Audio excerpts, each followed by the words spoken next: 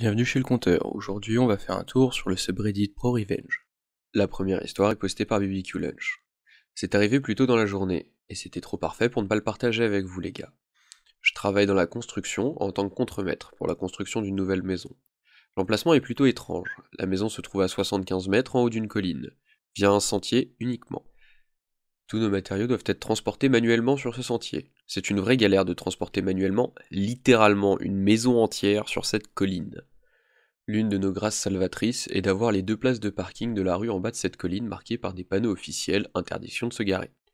Malheureusement, il y a une école primaire à environ un demi-pâté de maison, et les parents des enfants semblent penser régulièrement, au moins 2 fois par jour, que c'est normal de se garer sur nos places.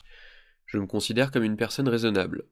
Donc si quelqu'un se gare sur les places et que nous n'avons pas de livraison ou un besoin de garer un camion, je laisserai faire. Mais si nous avons besoin des places et que quelqu'un est garé là, je lui demande gentiment de bouger et la plupart du temps, il le fait immédiatement. Jusqu'à aujourd'hui.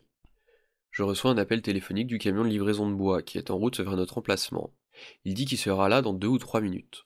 Je lui fais savoir que je le retrouverai dans la rue et que je m'assurerai qu'il a de la place pour se garer. Il transporte tout le matériel pour la charpente du toit de notre maison, ce qui représente beaucoup de très gros bois et prendra facilement 1 heure pour monter la colline. Alors naturellement, je ne voulais pas qu'il soit garé au milieu de la rue avec ses dangers pendant 1 heure, alors que nous avons une place de parking parfaite pour lui. Alors que je commence à descendre la colline, je remarque qu'il y a un parent d'élève assis dans sa voiture avec le moteur qui tourne. En supposant qu'elle attend simplement de récupérer son enfant, je m'approche de sa voiture et lui fais poliment savoir qu'elle est garée dans une zone de stationnement interdit et que nous avons vraiment besoin qu'elle la libère pour garer un camion de livraison. Elle se moque de moi et me répond impoliment. Je n'en ai que pour quelques minutes, et ton camion n'est pas là. Pète un coup, mec! Avant que je puisse répondre, un camion de bois géant arrive au coin de la rue et je lui fais signe. Puis je fais un geste vers lui, à la femme dans la voiture, qui a maintenant remonté sa fenêtre pour m'ignorer. Je fais mon meilleur sourire de service client et lui fais signe par la fenêtre. Elle a baissé la moitié et crie rageusement. Quoi?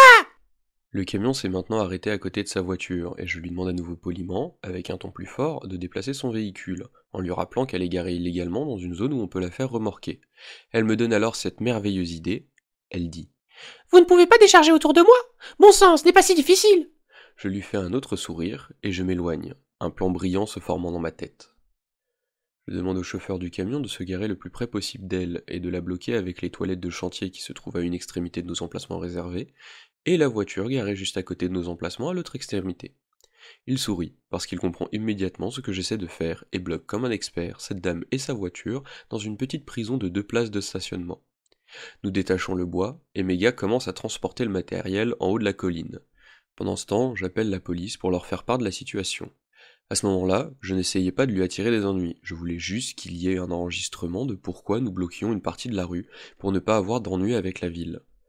La très sympathique agent de police me fait savoir qu'elle peut être là dans environ 30 minutes et régler la situation pour moi. Merveilleux! Alors que nous continuons à décharger le bois, l'enfant du parent se présente et, comme par hasard, maman vient de se rendre compte que le camion de bois est garé si près qu'elle ne peut pas sortir de la porte du conducteur pour aller à la rencontre de son enfant. Elle grimpe maladroitement à l'intérieur de sa voiture et sort en titubant par la porte du passager, en me lançant des regards furieux, à moi et au chauffeur du camion. Elle charge son enfant à l'arrière et commence à réaliser qu'elle n'a aucun moyen de partir. Elle s'approche en trompe de moi et du chauffeur et déclare. Je suis très pressé, vous devez déplacer votre foutu camion tout de suite pour que je puisse partir! Avant que je puisse répondre, le chauffeur affiche un sourire et dit. Madame, pour pouvoir décharger le bois sur le camion, nous avons dû le détacher, et selon la politique de notre entreprise, je ne suis pas autorisé à déplacer le camion avec une charge non sécurisée. Désolé. Cela l'envoie dans des niveaux de pression sanguine proches de l'anévrisme, pendant que je peux à peine contenir mon rire. J'emmerde ta politique et je dois aller quelque part! Elle lui répond en aboyant. À ce moment-là, avec un timing impeccable, l'agent de police arrive et se gare derrière le camion. Elle ne voit pas l'agent arriver, et pendant que l'agent est encore en train de sortir de son véhicule, je lui dis négligemment. Tu ne peux pas simplement faire le tour, ce n'est pas si difficile. Avec le plus grand sourire que j'ai jamais eu. Et je la regarde réaliser que je viens d'utiliser sa phrase sur elle. Va te faire foutre! Elle hurle et retourne en trombe à sa voiture et grimpe rageusement par la porte du passager pour s'installer sur le siège conducteur. À ce moment-là, l'agent s'approche de moi et du chauffeur. Avant même qu'elle puisse se présenter, la maman dans la voiture passe la marche arrière et appuie sur l'accélérateur, s'écrasant sur nos toilettes de chantier et le renversant, puis met la voiture en marche et essaie de monter sur le trottoir. L'agent, le chauffeur et moi regardons incrédules alors qu'elle arrive à mi-chemin du trottoir et reste coincée.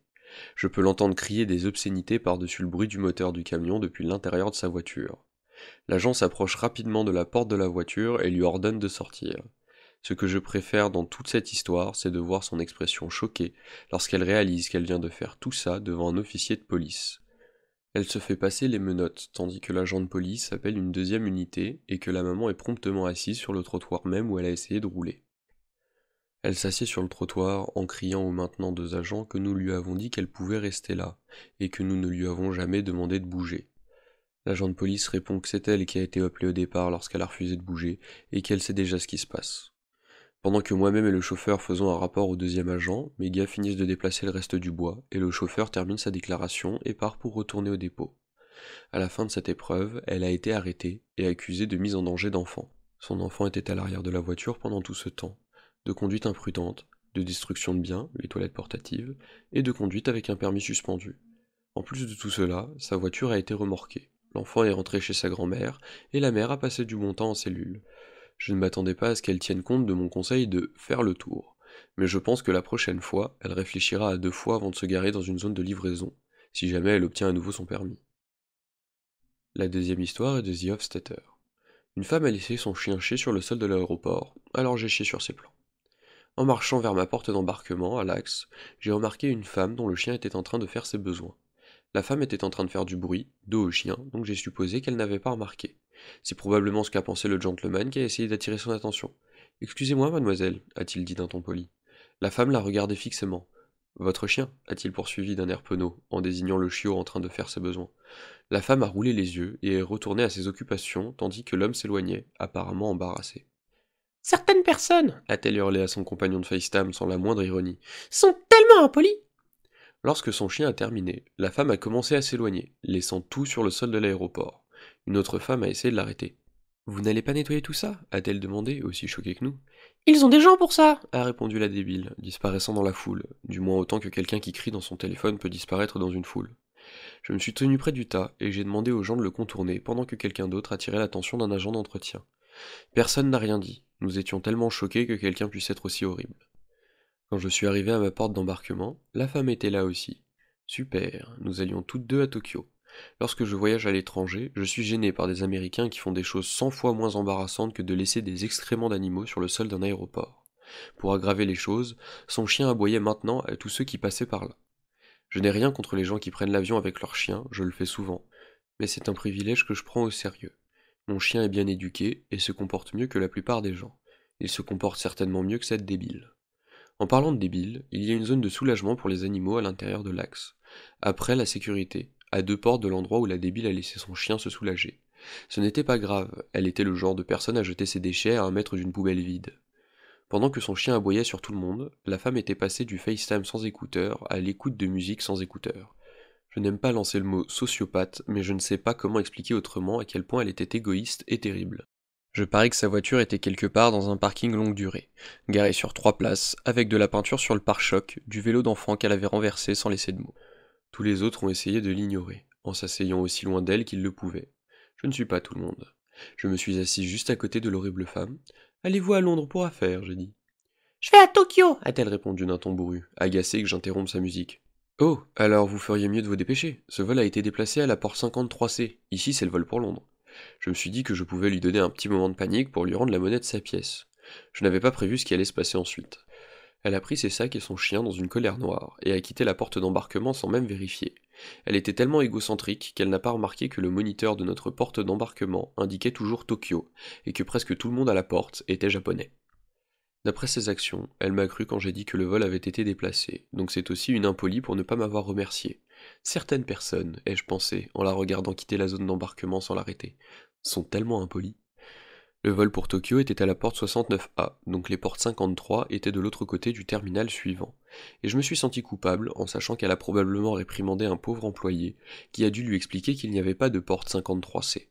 Je ne sais pas si elle a pu rejoindre son vol avant le décollage, mais je ne l'ai pas vue monter à bord, et je n'ai pas entendu son chien.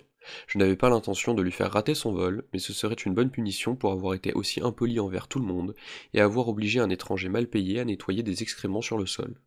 Ce qui me fait me demander si je ne suis pas allé trop loin, c'est que je sais que Delta n'a qu'un seul vol par jour pour Tokyo. Oups! Elle peut peut-être faire une nouvelle réservation sur une autre compagnie. Il paraît qu'ils ont des gens pour ça.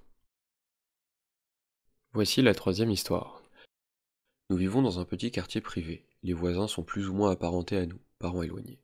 Tout le monde ici est complètement cinglé. Ils se disputaient constamment pendant des décennies avant même que moi et mon frère soyons nés. La limite de notre propriété est en quelque sorte un carré, et elle est entourée de routes de tous les côtés. N'oubliez pas que sur une partie de la route, nous avons laissé nos voisins utiliser 1 m² de terrain pour qu'ils puissent utiliser la route de manière plus sûre et ne pas endommager notre propriété. C'est une information cruciale. Cette route est faite de gravier. Les voisins veulent que mes parents, et seulement mes parents, paient l'intégralité des frais de pose et d'asphalte de la route. Mon père et ma mère réparent constamment les nids de poules sur 90% de la route. Alors naturellement, nos voisins ont pensé qu'ils paieraient la route asphaltée. Classique r/choosing beggar. Avance rapide de 20 ans. La route reste en gravier, personne ne voulait payer pour la route asphaltée. Un jour, mes voisins commandent un énorme camion rempli de tonnes de bois. Le conducteur du camion roule sur notre clôture, personne n'a voulu payer pour les dégâts. Notre clôture est composée de plusieurs buissons, d'arbres et d'un peu de clôture métallique aussi. Ces plantes étaient maintenant complètement détruites et une partie de la clôture métallique était complètement tordue. Nous avons dû replanter ces plantes et placer une nouvelle clôture métallique. Mon père m'a dit que ce n'était pas la première fois que cela arrivait, mais en fait, la troisième. Je n'arrivais pas à le croire quand j'ai entendu cela. C'est donc ici que la vengeance commence. Mon père est officier de police dans le département où il s'occupe surtout des fraudes, des arrestations pour drogue, etc. Il connaît bien la loi. Il a déterré la marque de la limite de propriété et a placé des barils en plastique remplis de pierres sur notre propriété. Dans les 6 heures qui ont suivi, 3 de nos voisins sont venus frapper à la porte parce qu'ils avaient heurté nos barils en plastique remplis de pierres. Ils étaient en colère et voulaient appeler les flics, mais ils ne l'ont jamais fait. Parce que tout le monde savait que cette petite partie de terrain était toujours notre propriété. Un voisin en particulier a menacé mon père de lui jeter une pioche dans le dos. Sur une période d'1 an, ses voisins ont tellement frappé les barils que les barils n'ont plus aucune valeur. Mon père était furieux et il a transformé sa vengeance mesquine, petty revenge, en une vengeance professionnelle, pro revenge. Il a coupé du bois pour l'utiliser comme moule. Il a acheté du ciment, du sable et des poteaux métalliques. Après un après-midi paisible, mon père et moi avons cimenté toute cette partie du terrain et placé de jolies fleurs dessus. Ainsi, lorsqu'ils heurteront le béton, ils pourront sentir nos fleurs de victoire, de défaite pour eux. Comme nous nous y attendions, 5 voisins au total ont abîmé leur voiture sur la nouvelle clôture, et personne n'est venu frapper à la porte. La dernière histoire est de Jackie Nator. Quand j'étais petit, nos voisins d'à côté étaient les plus grands connards. Ils nous embêtaient constamment, nous insultaient, jetaient des ordures sur notre maison, etc. Une chose qu'ils faisaient, c'était de renverser ces poteaux en bois que nous avions sur notre pelouse, la partie qui sépare nos maisons, avec le pare-choc de leur 4x4 et de traverser notre pelouse pour se rendre dans leur allée. Et quand mon père les confrontait, il nous réprimandait toujours et disait « Poursuis-moi en justice !» Cela arrivait souvent, et mon père a attendu qu'ils soient partis en vacances pour retirer tous les poteaux. Il a ensuite fait des trous très grands et a commencé à les remplir avec de gros sacs de béton. Puis il a mis de nouveaux poteaux plus longs et remis l'herbe en place, et a attendu. Quand ils sont revenus, l'herbe n'avait pas encore repoussé, mais quelques jours plus tard, nous avons entendu un crash. Nous sommes sortis et nous avons vu l'arrière de leur 4x4 tout cabossé. Notre voisin a commencé à péter les plombs en disant que mon père devait payer pour les dégâts, et mon père a juste souri et dit « Poursuis-moi » et est retourné à l'intérieur. Ils étaient toujours des connards après ça, mais c'était quand même assez drôle. Si la vidéo vous a plu, pensez à laisser un like pour soutenir la chaîne, à vous abonner et à activer la cloche pour pas rater les prochaines. C'était le Compteur, on se retrouve bientôt pour de nouvelles histoires.